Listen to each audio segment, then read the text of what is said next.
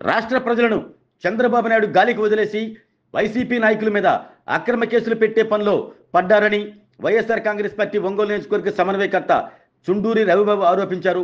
ఒంగోలులోని వైసీపీ జిల్లా కార్యాలయం ఏర్పాటు చేసిన మీడియా సమావేశంలో ఆయన మాట్లాడుతూ ప్రజలకిచ్చిన హామీలను అమలు చేయలేక చంద్రబాబు నాయుడు రాష్ట్రంలో డైవర్షన్ పాలిటిక్స్ చేస్తున్నారని విమర్శించారు.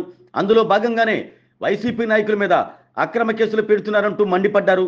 మద్యం కుంభకోణం పేరుతో రాజు కసిరెడ్డి, వాసుదేవరెడ్డిలపై కూటమి ప్రభుత్వం అక్రమ కేసులు బనాయించిందని అన్నారు.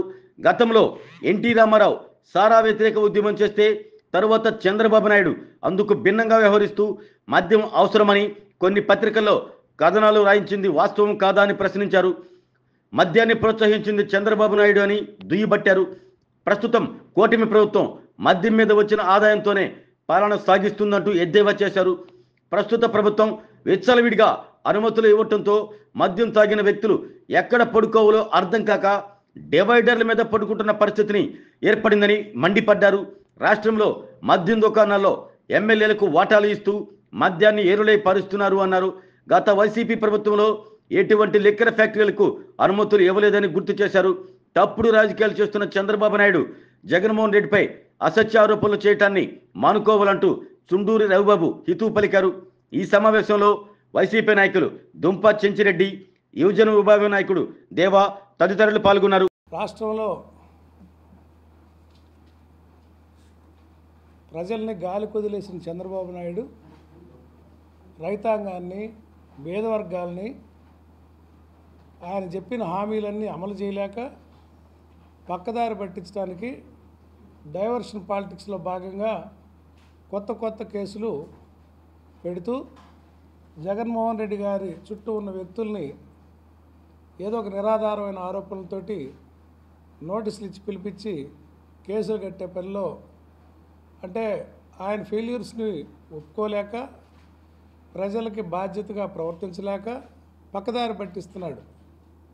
దాంట్లో భాగంగానే రాజ్ కసిరెడ్డినో, వాసుదేవరెడ్డినో కొంతమంది వ్యక్తుల్ని భయపెట్టి లొంగ తీసుకోవాలి, తప్పుడు వాళ్ళే ఒక అఫిడవిట్లు తయారు చేసి వీళ్ళని బెదిరించి సంతకాలు పెట్టించి జగన్మోహన్ రెడ్డి గారి మీద కేసులు పెట్టాలనే కుట్ర కోణం ఈ రాష్ట్రంలో జరుగుతూ ఉంది. లిక్కర్ గురించి మాట్లాడుతున్న చంద్రబాబు గారు, మీరు ఎన్టీఆర్ వారసులా?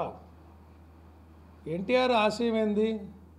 ఈ రాష్ట్రంలో సారా ఉద్యమం చేసి తెలుగుదేశం పార్టీ సారాయికి వ్యతిరేకంగా నిషేధం పెట్టి తీసేస్తే ఆయన కుర్చీలోంచి ఆ రోజున్న వ్యాపారస్తులతోటో మీరు కొమ్మక్కై ఆయన దించేశాక మళ్ళీ లిక్కర్ని నీ అనుకూల పత్రికల్లో రోజు కథనాలు రాపించి లిక్కర్ అవసరమని రాపించారు. లిక్కర్ వద్దని రాసిన పత్రికలే మళ్ళీ పరిమితంగా లిక్కర్ ఉండాలని చెప్పి రాపించిన ఘనత ఆ పత్రికల క్రెడిబిలిటీ ఇక్కడ మనం ప్రశ్నించుకోవాలి. లిక్కర్ని ప్రవేశపెట్టమే కాకుండా చీప్ లిక్కర్ని కూడా ప్రవేశపెట్టి మళ్ళీ దాంట్లో బెల్ట్ షాపులు ఇచ్చి ఉగ్గు పాలతో తాగించినట్టుగా మంచినీళ్ళు లేని గ్రామాల్లో కూడా నువ్వు లిక్కర్ని అవైలబిలిటీ తీసుకొచ్చి ప్రజలు గ్రామాల్లో మీరు రాకతలికి, చంద్రబాబు నాయుడు గారు రాకతలికి ఊరి చివర ఎక్కడో ఒక మూల ఉండేది, మండలంలో పెద్ద గ్రామాల్లో 2-3 గ్రామాల్లో ప్రభుత్వ సారాయి దుకాణం అని ఉండేది. అక్కడికి పోయి తాగి రావడానికి మనిషి సిగ్గుపడతా ఉండేవాడు. సారాయి తాగిన మనిషి పగలు ఇళ్ళకు కూడా వచ్చేవాడు కాదు. పొద్దుపోయాక ఎవరు చూడకుండా ఉన్నప్పుడు వచ్చేది, ఇళ్ళకి చేరేవాళ్ళు ఆ రోజుల్లో. నువ్వు వచ్చాక జనరలైజ్ చేసి అసలు తాగనోడు మనిషే కాదన్నట్టు క్రియేట్ చేసి ఎలక్షన్లో మందు పంపిణీ చేసి ఇంటింటికి సీసా ఇచ్చి ప్రతి మనిషిని తాగుబోతులుగా మార్చింది నువ్వు కాదా చంద్రబాబు? 15 సంవత్సరాలు, ఇప్పుడు 4వసారి నువ్వు 4 టర్ములు ముఖ్యమంత్రిగా అయ్యి నువ్వు ప్రభుత్వం నడిపేదంతా సారాయి మీదే కదా, నీ పార్టీ ఆదాయం అంతా సారాయి మీదే కదా. నువ్వు ఎవరిని ఎట్లా విమర్శిస్తావు? జగన్మోహన్ రెడ్డి గారు 4,500 షాపులుంటే 1/3 షాపులు తీసేసి 1,500 షాపులు తీసేసి ప్రభుత్వ దుకాణాలు పెట్టి, అంటే సిండికేట్లు లేకుండా, దళారులు లేకుండా, వీళ్ళు ఇష్టం వచ్చినట్టు గతంలో లిక్కర్ మాఫియాలు ఉండేవి. ఆ లిక్కర్ మాఫియాలని, లిక్కర్ సిండికేట్లని తీసేసి ప్రభుత్వమే పెట్టి, ఆయన ఎన్నికల్లో ముందే చెప్పాడు, నేను నిషేధం దిశగా వెళ్ళటానికి కొన్ని సంవత్సరాల పాటు రేటు పెంచుకుంటూ పోతాను, కొనాలంటే ఖర్చు అయింది కాబట్టి వినియోగదారులు వాళ్ళంతటా వాళ్ళే మానుకునేటట్టు చేస్తానని. జగన్మోహన్ రెడ్డి గారి ప్రభుత్వంలో 2014-19 మధ్య ఒక టైమింగ్ ఉండేది. ప్రభుత్వ షాపులు ఉండేవి, ఒక వేళలో మాత్రమే అవి ఉండేవి. ఇవాళ అర్ధరాత్రి అపరాత్రి ఉందా? అసలు ఒక టైం ఉందా? ఏ టైనా పాపం వాళ్ళు మీరు ఇచ్చిన పర్మిట్ రూమ్లో తాగటం, బెల్ట్ షాపుల్లో పల్లెటూరులో తాగటం, ఎక్కడ పనుకోవాలో అర్థం కాక డివైడర్ల మీద పనుకుంటున్నారు. రాత్రిపూట మీరు పోయి టౌన్లో తిరిగితే అర్థమైంది. వాళ్ళు తాగి డివైడర్ల మీద పనుకుంటున్నారు. ఏదైనా తొక్కితే వాడు అటు ఇటు పడితే వాహనాలు తొక్కితే ఏమవుతుంది? అసలు ఏ ప్రభుత్వం అన్నా పంట పండించేవాడికో, ఉత్పత్తి చేసేవాడికో సబ్సిడీ ఇవ్వటం సహజం. నేను ధరలు తగ్గించి అమ్ముతాను అంటే అది ఒక స్కీమా? సారాయి ధరలు తగ్గించి నేను అందరికి అందుబాటులో ఉంచుతాను, దాంట్లో మళ్ళీ మా పార్టీ వాళ్ళే టెండర్లు వేస్తారు, మా పార్టీ వాళ్ళే చేయాలి, ఇంకొకరు కొత్త వాళ్ళు చేయకూడదు, చేస్తే కేసులు పెడతాం.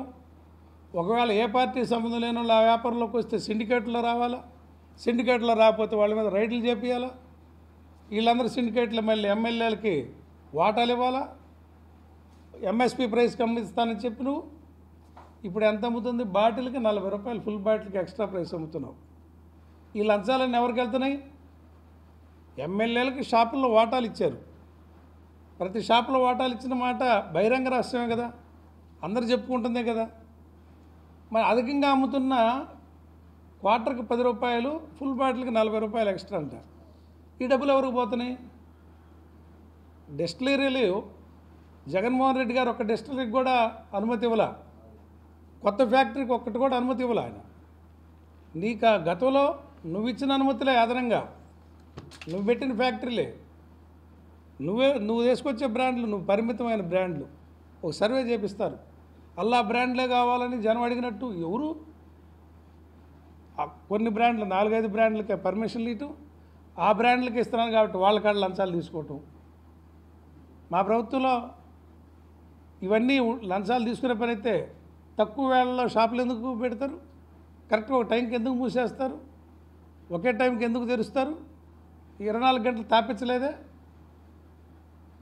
మద్యాన్ని ప్రోత్సహించి మద్యాన్ని తక్కువ అమ్ముతున్నాను మీరే తాగండి అని చెప్పి ఇటువంటి ముఖ్యమంత్రి చంద్రబాబు నాయుడు గారు, ఇది ఒక విచిత్రమైన పరిస్థితి. ఇవాళ రైతులకు గిట్టుబాటు ధర ఇవ్వటంలో అన్ని పంటలకు నువ్వు ఫెయిల్ అయ్యావు, ఆరోగ్యం విషయంలో నువ్వు ఫెయిల్ అయ్యావు, వెల్ఫేర్ స్కీమ్స్లో నువ్వు ఫెయిల్ అయ్యావు.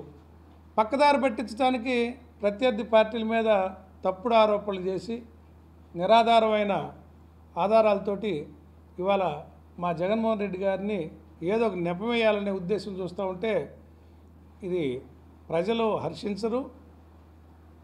ప్రజలు మీకు తగిన బుద్ధి చెప్తారని కూడా ఈ సందర్భంగా తెలియజేస్తూ ఉన్నాం.